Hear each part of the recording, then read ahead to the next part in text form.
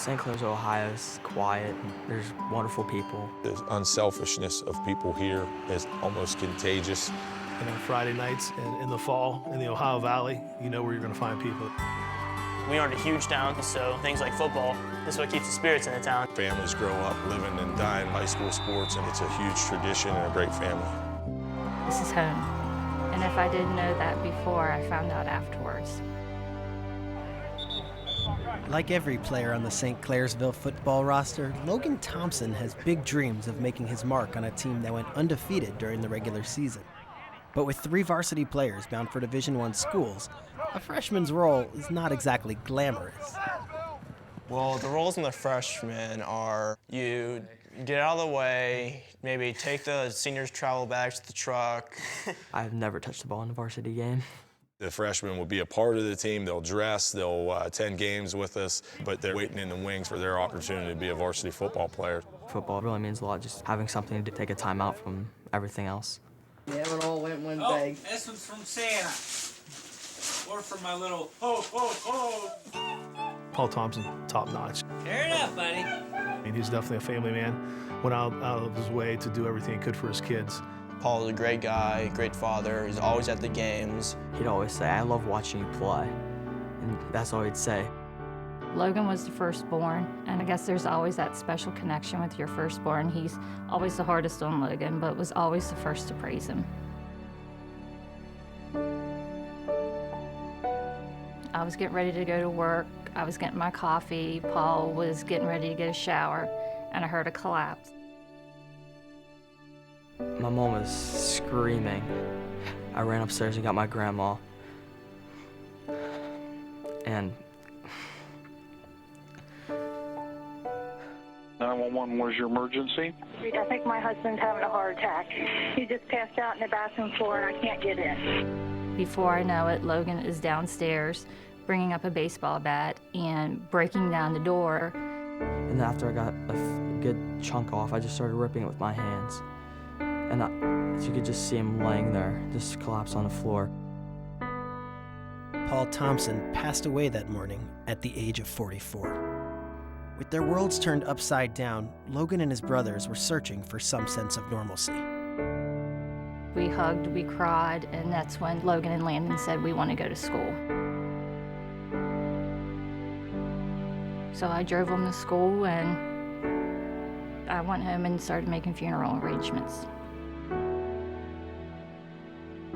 I went to school and told Coach McLean what happened and everything. And she's like, why are you here? And I just told him I just wanted to keep it normal. And You know, all I could do was hug him and tell him I love him. But these kids look at our coaches, look at our school, look at their friends as a big part of their life. And that's where Logan came to for comfort that day. Not only did Logan attend classes that day, but he suited up for football practice in the afternoon. Fighting back tears, he told Coach McLean that he wanted to dress Friday night. He wasn't going to miss that game. He knew Dad would want him to play, and he had made that commitment, and he was going to stick by it. it was very difficult because he normally would be there, and just looking up in the stands and not being able to see him was terrible. I thought to myself, what can we do as a team? How can we help this young man commemorate his father's life? Coach McLean's plan was simple: make it a night Logan Thompson would never forget. Junior Michael Ferns, the Red Devils' star player and a University of Michigan recruit, would play a leading role. Fans are cheering and everything, and at that point, I knew what I was doing. Michael Fern breaks through the line of scrimmage and takes off on a 50-yard run. No, I never saw Michael run so hard. I mean, he really wanted it. Without hesitation, Mike Ferns went out of bounds at the 1-yard line. What is he doing? Why is he stepping out the 1-yard line? Coach McLean starts yelling, and at first I don't hear him. Here he comes running, chin strap unbuckled, mouthpiece flying around, shocked look on his face. But I grabbed him and I said, Logan, we're going to get you in the end zone right now. I saw Logan going out, and then it started to hit me what they were trying to do. I get chills now as I'm thinking about it. I just told him, hey, follow Ferns' big butt into the end zone. So I go out there, and I tell Matt Kennick the play, and he's like, that's not really a play. And I was a nervous wreck. You know, when they broke the huddle, Please let this play come off without a hitch. And sure enough, our line came off the ball. They opened a hole a truck could have went through. I really think that Paul's spirit helped push them to let him in. I think my father was up there dancing. And I was like, this one's for you, Daddy.